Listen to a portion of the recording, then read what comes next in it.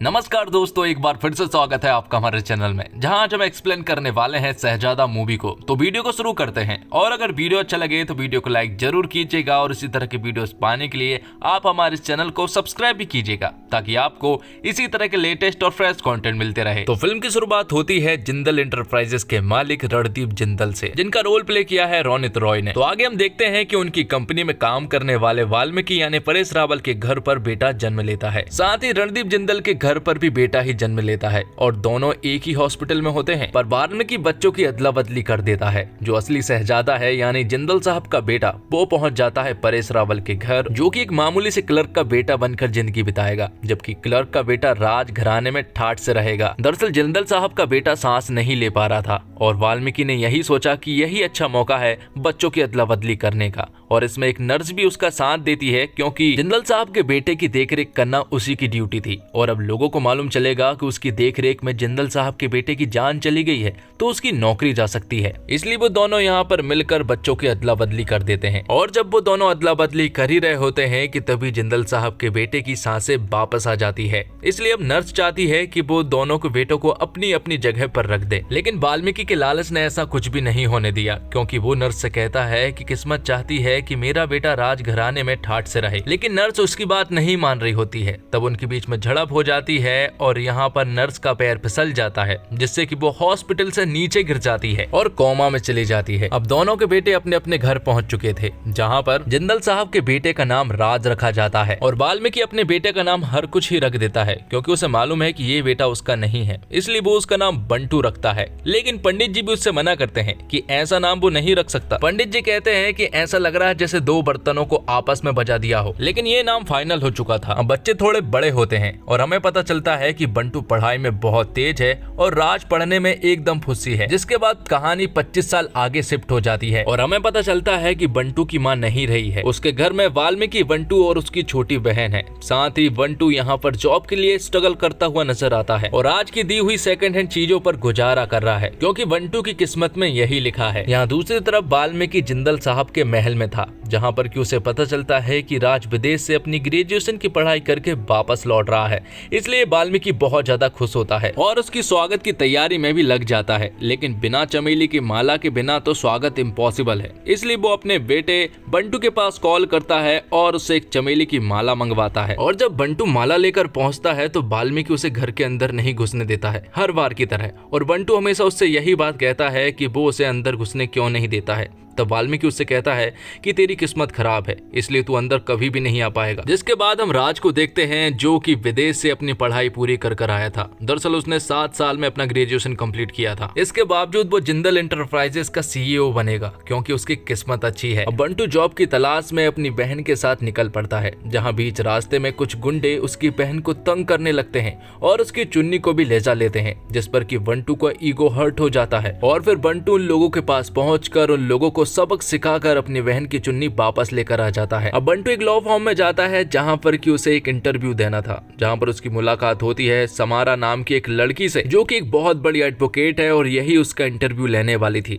लेकिन यहाँ पर बंटू बहुत बुरी तरह से फेल हो जाता है, क्योंकि बंटू समारा के ऊपर चांस मारने लगा था, जबकि उसे ये नहीं मालूम था कि समारा ही उसकी बॉस है। अब आगे हम देखते हैं कि जिंदल परिवार की एक बहुत बड़ी प्रॉब्लम ये है कि सारंग नाम का आदमी उनके पीछे पड़ा हुआ है। दरअसल सारंग कुछ नशीले पदार्थों को खिलौनों में भरकर उनका धंधा करता है और कार्गो के लिए जिंदल इंटरप्राइजेस का ही सहारा लेता है। लेकिन जब ये बात जिंदल परिवार को मालूम चलती है कि सारंग इस तरह के काम करता है, तो जिंदल परिवार ने सारंग के कामों पर रोक लगा दी। लेकिन सारंग अभी भी अपने काम के पीछे अड़ा हुआ है और वो जिंदल इंटरप्राइजेस से किसी भी तरह से ये काम निकलवाना चाहता है।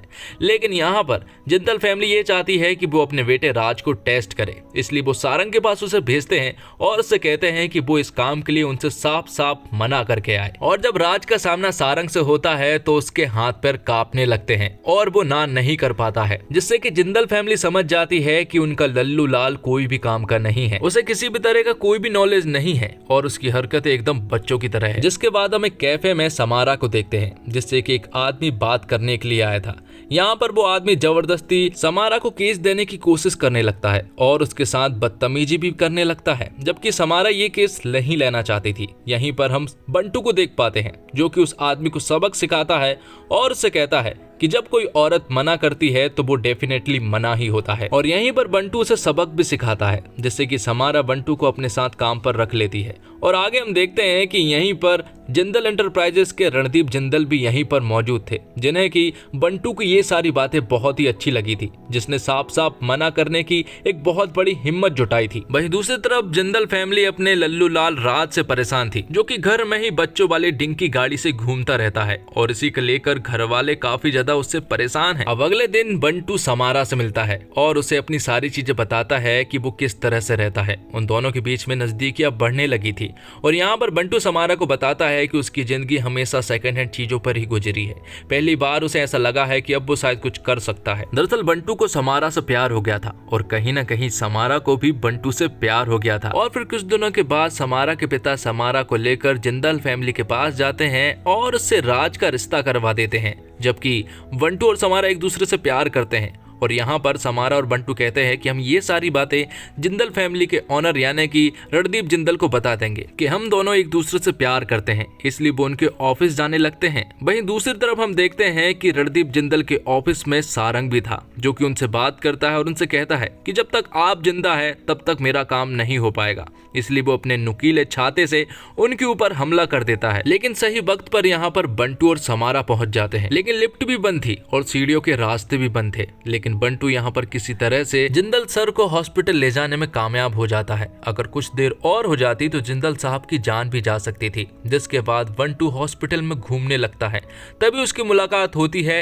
एक पेशेंट से, जो कि 25 साल से कोमा में थी। और ये औरत कोई और नहीं बल्कि वही नर्स है जिसने वाल्मीकि के साथ मिलकर बच्चों की अदला बदली की थी। यहाँ पर वो नर्स बंटू को सब कुछ बता देती है कि तुम्हारे पिता वाल्मीकि नहीं है बल्कि जिंदल सर हैं। और ये सारी बातें बताने के बाद उस नर्स की यहीं पर मौत भी हो जाती है। अब आगे हम देखते हैं कि जब ये सारी बातें बंटू को पता चल जाती है तो उसका दिमाग खराब हो जाता है और वो अपने पिता वाल्मीकि को एक जोरदार थप्पड़ लगाता है और वो उससे कहता है कि 25 साल से तुमने मुझसे ये झूठ बोल कर रखा है, जबकि इस सच्चाई को मुझे जानना जरूरी था, क्योंकि उसे ऐसा लगता था कि उसकी किस्मत खराब है। तब वाल्मीकि उससे कहता है कि क्या तुम ये सच्चाई सभी को बता दोगे, जिस पर कि बंटू उनसे कहता है कि तुम निश्चिंत रहो, वो ये बात किसी को भी नहीं बताएगा। और वो बहुत ज्यादा खुश भी होता है। वो उससे कहता है कि अब उसे एक बहुत बड़ी आजादी मिल रही है, क्योंकि उसे हमेशा लगता था कि उसकी किस्मत खराब है, क्योंकि सब कुछ अच्छा करने के बावजूद उसके पिता उससे प्यार नहीं करते थे, जबकि उसे ये थोड़ी ना मालूम था कि उसके पिता ही नहीं है। तो अब किसी तरह से बंटू को जिंदल साहब के घर में एंट्री लेनी थी,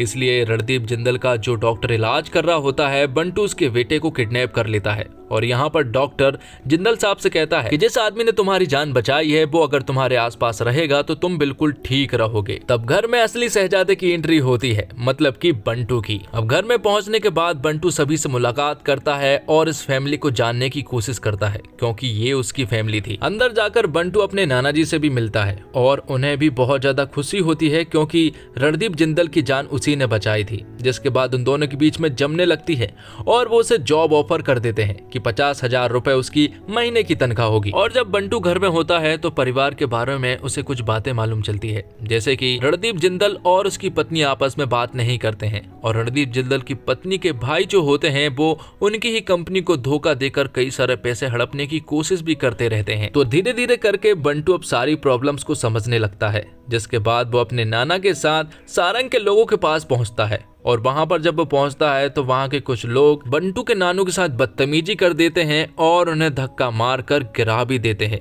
ये देखकर बंटू को बहुत तेज गुस्सा आ जाता है और वो यहाँ के लोगों को चुन चुन कर मारने लगता है। जिसके अगले सीन में हम देखते हैं राजपाल यादव को, जो कि एक पुलिस इंस्पेक्टर के रोल में थे।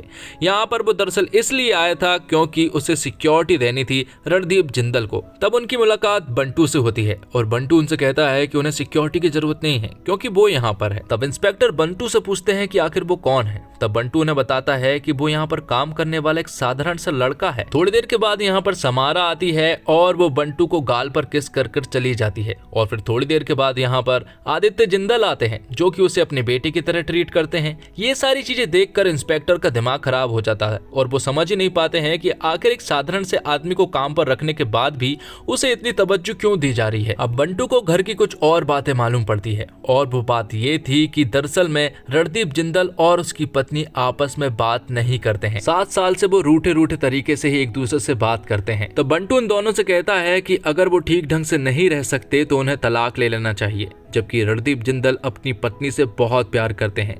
यहाँ पर वो बंटू को थप्पड़ लगाते हैं और अपने घर से बाहर भेज देते हैं। दरअसल उनके बीच के झगड़े का कारण ये था कि 7 साल पहले रणदीप जिंदल का आयशा नाम की एक लड़की से अफेयर था और उन्हें इस बात का बहुत बड़ा पश्चाताप भी था और आज तक उन्होंने अपनी पत्नी से सॉरी तक नहीं बोला है। तब रात को रणदीप जिंदल और उसकी पत्नी आपस में ढेर सारी बातें करते हैं और रणदीप जिंदल अपनी पत्नी से रोते हुए सॉरी भी बोलता है और जिसके बाद उनके बीच में सब कुछ ठीक हो गया था।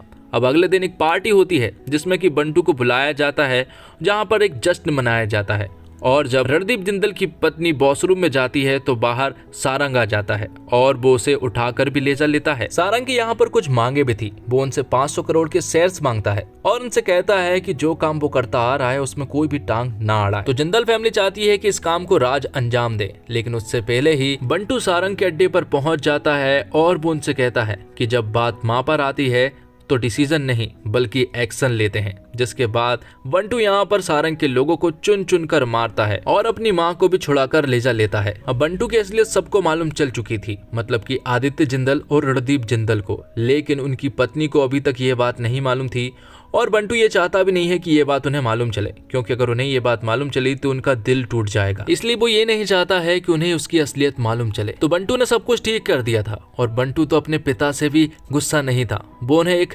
स्कूटर गिफ्ट करता है और उनसे कहता है कि भले ही तुमने मुझे बहुत गालियां दी हो, लेकिन तुमसे बहुत कुछ सीखने को मिला है। भले ही तुमने मुझे चिल्ला चिल्ला कर लोरियां सुनाई हो, पर नींद तो तुम्हारी गोद में आया करती थी। जो इंसान खुद नहीं चल सकता था उसने मुझे चलना सिखाया, तो वो यहीं पर रहने वाला है। और इसी के साथ ये फिल्म यहीं पर खत्म हो जाती है। तो दोस्तों, उम्मीद करता हूँ आपको ये वीडियो पसंद आई होगी। वीडियो पसंद आई हो तो वीडियो को लाइक जरूर कीजिएगा और इसी तरह की वीडियोस पाने के लिए आप हमारे इस चैनल को सब्सक्राइब भी कीजिएगा, ताकि आपको इसी तरह के लेटेस्ट और फ्रेश कंटेंट मिलते रहे। मिलते हैं एक और नई वीडियो के साथ, तब तक के लिए आप हमारे चैनल के साथ बने रहिए। धन्यवाद। जय हिंद, जय भारत, जय श्री राम।